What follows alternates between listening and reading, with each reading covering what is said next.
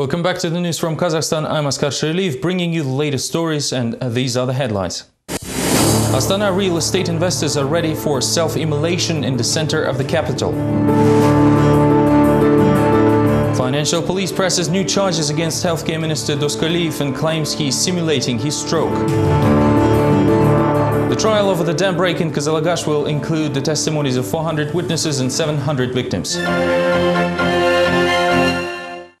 Astana real estate investors threaten extreme measures like self-immolation in the center of the capital unless the construction of the housing complex Territory of Comfort will be completed in the nearest future. Find out more from the following report. We have nothing to lose. Astana real estate investors threatened Kazakh authorities with self-immolation. On Thursday, around 50 families blocked the central street of the capital. All of them invested into the construction of the housing complex Territory of Comfort back in 2004, and the developer had to deliver the first apartments 2 years later. However, the construction stopped in the midst of the economic crisis. After 4 years of waiting, the investors took to the streets in protest. We're ready for extreme measures. We will ignite ourselves. What else can we do? We had enough of promises in the past 6 years. For how long should we endure this? We pay taxes, so why do we have these authorities? It must do something. Contrary to the recent tradition, the spontaneous rally ended without any consequences. A representative of the developer, Dmitry Butikov, came to meet with the protesters and promised that if the financing will not stop, people will receive their apartments until the end of the year. There is a possibility we will give investors the keys to their apartments before the end of this year, provided that Tamus will maintain the momentum of funding this facility, and their representatives told me they will. Nevertheless, the gathered investors believe there is a little hope that the situation will be resolved positively. The developer has yet to launch any of its 7 projects in Astana, simply saying that it has no money. In turn, the investors do not intend to wait any longer. If the situation will not improve, they will follow with new severe protest actions. New details emerged in the now infamous Doskaliyev case. Investigators revealed on Thursday that the healthcare minister feigns his illness, as supposedly the official's physical condition doesn't match the diagnosis. To prove this, the financial police produced hidden camera footage from the hospital ward. In the meantime, Doskaliyev's lawyer Robert Shmal said that his client was back in a coma and on the brink of clinical death. Last week, the financial police opened a criminal case against the minister on the charges of power abuse due to receiving illegal profits of about $9.5 million. Additional charges were pressed against the minister on Thursday. Minister Doskaliyev is simulating his coma, say the agents of the financial police, adding that the diagnosed stroke doesn't correspond with the physical condition of the official, filmed with a hidden camera. The minister is seen talking and moving, and he is not attached to any necessary medical equipment, which would be vital in his condition. The talks are not disclosed in the interest of the investigation. According to the investigation, Jaksılık Doskaliyev has simulated the heavy stroke after the failed attempt to escape to Canada, although the healthcare ministry informed that it was a pre-planned working trip. The interrogation and filming was done on the evening of September 29th, immediately after the security guards were removed from the ward. The press was also storming the hospital at the time. Doskaliyev's lawyer Robert Shmal claims that the guards were trying to take his client to the investigation ward or another clinic by force, which affected the minister's health condition. His condition is grave and complicated, and he is being prepared for the heart surgery. The deputy head of the reanimation ward explained to me that Doskaliyev is on the brink of clinical death and he is in coma. On Thursday, the financial police pressed additional charges. Supposedly, Doskaliyev accepted the building of the First Aid Research Institute on the balance of the ministry, even though they were poorly constructed and didn't comply with the standards. The criminal case against Jaksılık Doskaliyev became one of the most discussed news in the recent days. Kazakh reporters took to the streets of Almaty to discuss the issue with the city residents and find out whether they see this as a real fight against corruption. If the authorities decide to eliminate a person, they will find a way to do it. I think that the case was instigated prematurely and unfoundedly, as there could be not enough evidence. There's something wrong with the situation. I believe they shouldn't have treated him this way because he had a stroke. Everything depends on a country. In a democracy, this would be a fight with corruption, whereas here it is a fight for power. All of them should be arrested. That's when the fight will start, whereas now everything is unfounded. While reporting to the Senate on Thursday, the Finance Minister Bulat Zhamishev complained that the ministries cannot distribute the budget's untapped resources on their own. In response, senators decided not to give up their powers over the budget control. This year, the amount of underutilized money is closing on the $900 million mark. Bring it to a single system. Where does the saving come from when we are really dealing with the leftover embezzled budget means? Gani Kasimov's anger led to a bold government's proposal to take control over budget. Volodymyr Zhamishev reported that $884 million were not utilized this year and suggested the MPs to not interfere with the distribution of budget assets by the ministries. Apparently, this intervention only delays the process. If the Ministry of Labor and Social Protection had the opportunity to redistribute the money without the Parliament's involvement, I don't think it would have been affected by the general transparency of the budget process. The MPs replied that they are ready to meet more often, but they will not give up the authority to control the use of the public money. Gani Kasimov noted that tenders are often delayed to a critical point of purpose. Kickbacks for contractors sometimes reach 50%, and the contractors refuse to take the responsibility. He also gave some suggestions on how to use the money more effectively. You have allocated over $35 million for the financing of political parties, as in plural. But this money is intended for the party elected to the parliament, and we have a single-party parliament.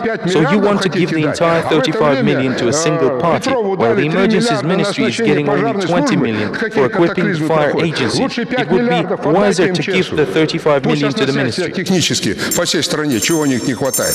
The MPs were extra attentive while listening to the answers of the ministers present at the Senate's hearing, although most of them sent their secretaries instead. In retaliation to the non-show, it was proposed to invite the Prime Minister to the next plenary session.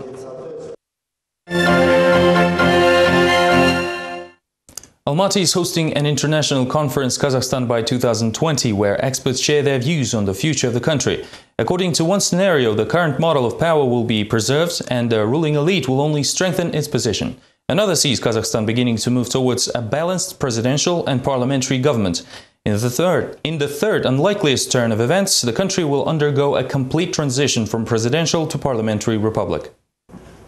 Political scientists claim that to implement any of the scenarios, the country foremost needs to develop a foundation for an open and transparent election system. This will determine the possibility of changes after the 2012 elections. There are, however, no mechanisms to implement this just yet. Hence, the next Nazarbayev's term, the possibility of which no one doubts, is called by experts the time of political and economic uncertainty.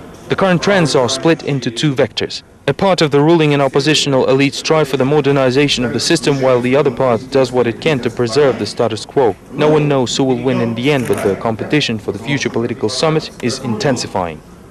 The authorities are not interested in politically modernizing the current comfortable situation and the rules of the game, judging by their interests. This is evidenced by the lack of even a mention of the political modernization among the 50 points stated in the decree. It is only mentioned in the charter dedicated to the political stability.